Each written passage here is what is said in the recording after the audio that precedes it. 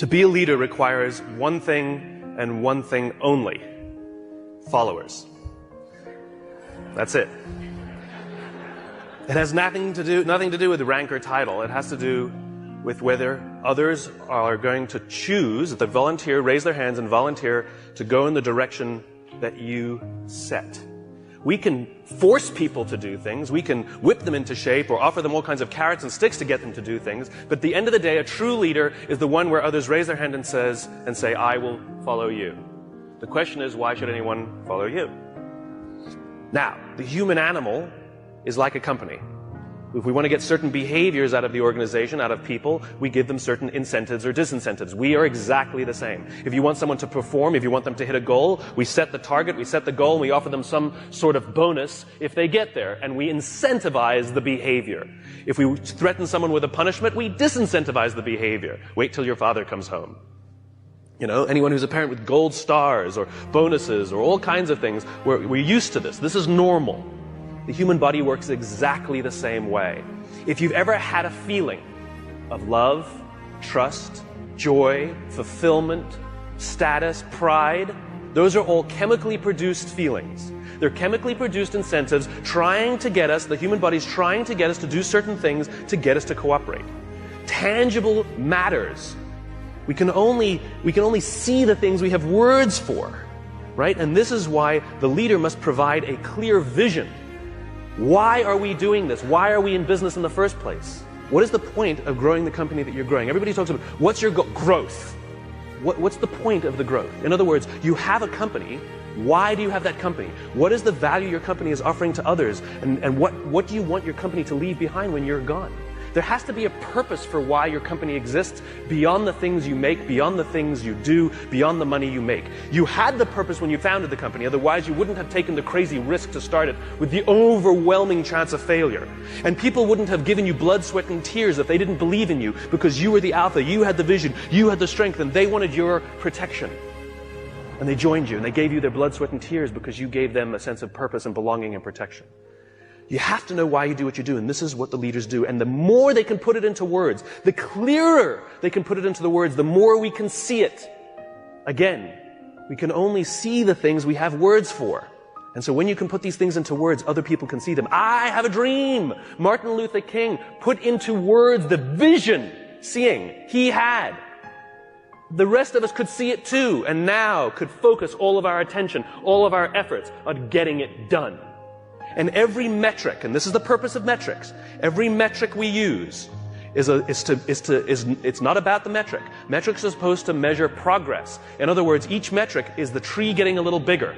Each metric is us getting a little closer to the gazelle. We get another little shot of dopamine. Each metric shows us that we're getting closer to the vision. It's not just about the numbers at the end of the year. How did we do? We're up. Good. Towards what? Towards what? We don't know what we're getting closer to. And it makes work unfulfilling. Don't know what we're working towards. Dopamine. We don't care if we let down the goal. Like if we have a goal that we have to achieve for work and we miss the goal, do we feel bad that we let the numbers down? No. We feel bad that we let somebody we love down. We feel bad that we let down our boss, we let down our parents, we let down our coach, we let down our drill instructor. We feel bad when we let down a human being. Accountability is never to a number. Accountability is to a person. And if there is no relationship with the person who's supposed to look after us and the person we're supposed to be working for, then we don't feel accountable. And this is where leadership becomes really, really important. You see, when we give selflessly to those in our tribe, offering them protection, because that's all anybody wants at work. They want to feel safe, comfortable, protected. Think about it as a parent. You know, back in those days, there were no countries, there were no corporations, there were no companies. They didn't exist. There's only one thing that pre-existed all of those things. The family. That's all we had. Each other. Think about it. What do we say to our children? You don't get to choose your children. Some of them are funny looking. Some of them not that smart. Okay? Those are the kids you got. Sorry. You get to pick your employees, but you don't get to pick your children, and yet it doesn't matter who your kids are, whether they're the best looking or not, whether they're the smartest or not, whether they're strongest or not. You give them undying love. And you don't point out their weaknesses if you're a good parent. You point out their strengths if you're a good parent. You encourage them to do the things that they're good at. And you hold them up, and sometimes you let them fail and learn for themselves, and sometimes you discipline them, and sometimes you prop them up, and sometimes you push them, and sometimes you let them go. And more than anything else, all we want for our children is to achieve more than we could have achieved. And we will do that by providing them support, a feeling of safety, a feeling of protection. Well, guess what? It ain't no different at work. Stop saying our company is like a family. It is a family. And you are the mother and you are the father.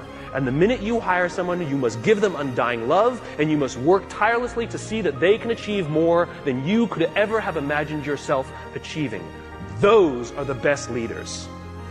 That's what it means to be a servant leader. Any company, any CEO that says to me proudly, we put our customers first, I always say, then that means you put your employees at least second. We put people first. Human beings come first, not numbers. We sacrifice people to save the numbers, but we don't sacrifice the numbers to save the people. A little bit backwards. And yet when we are willing to sacrifice the numbers to save people, you watch what happens to the people. There's a guy by the name of Bob Chapman in St. Louis, Missouri, who runs a company called Barry Waymiller. It's a $1.6 billion private company with 20% year-over-year growth for the past 20 years. Warren Buffett has 6%. What is Bob's secret? He is obsessed about people. He doesn't even talk about what his company does. It happens to be heavy manufacturing, large capital expenditure machinery. When Kimberly-Clark wants to buy a machine to make toilet paper, they make the machine. Huge, huge blue-collar, sort of good old-fashioned American manufacturing. When the financial crisis hit, Bob's company lost 30% of their revenues off the top. Boom, gone. They could not afford their labor pool at all. And so they sat down and they said, oh my God, do we have to have layoffs? And Bob refused. And so they implemented a furlough program where every employee from CEO to secretary had to take 4 weeks of unpaid time off. They didn't have to take it consecutively, and they could take it whenever they wanted. Those who could afford it more would trade with those who could afford it less. It was remarkable.